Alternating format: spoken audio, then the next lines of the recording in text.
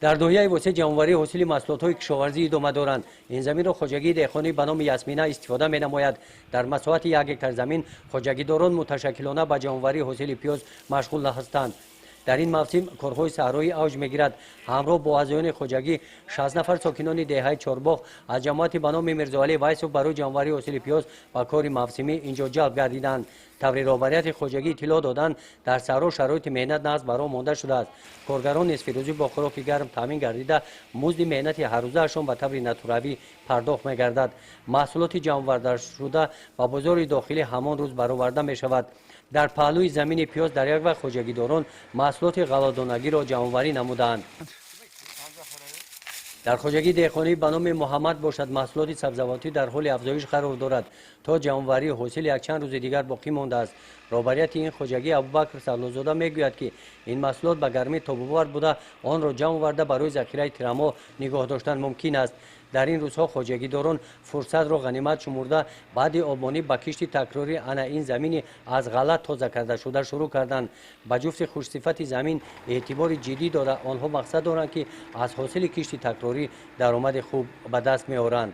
در میدان 7787 گیتار کشت تکراری به راه مانده شدند و در بخش خواجگی دهقانی باشد 4333 گیتار و در بخش اهالی باشد 3454 گیتار و تا به امروز همگی در میدان 150 گیتار کشت تکراری در مجموع امروز علاقه کشت تکراری اجرا کردند و نقشه داریم که باز در بعد در غله امروز ما کشت تکراری را با پورا برا مونیم و حاصل جمع کنی غله باشد امروز در میدان ها از 40 تا 50 سنتنر به حساب میونه، یعنی که حاصل نوکی در زمین های آبی غله را حاصل جمع کرده ایستادند و پیاز باشد در میدان 520 گیتار در ناحیه موجود می باشد و علاقه بسیار خواجگیدارا با پیاز جمع کنی مشغول هستند و 450 500 سنتنری حاصل نوکی را به دست آوردند و در بعد کشتی پیاز و کشتی غله باز نقشه داریم که کشتی لوبیدانگی ها کشتی جواری مکد دان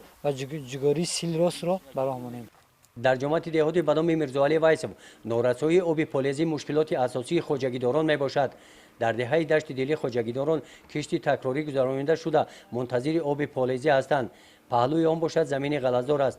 از روی مشاهده متخصصان حاصل غله امسال نظر به سال گذشته خیلی بلند بوده تا 50 سنتنر میرسد. کشتی تکراری این زمین در نقشه خواجگی پیش بینی شده است. اگر مشکلات آب پالیزی حل خود را یابد خواجگیداران آماده هستند که هر یک وجب زمین ها را ثمرناک استفاده نمایند.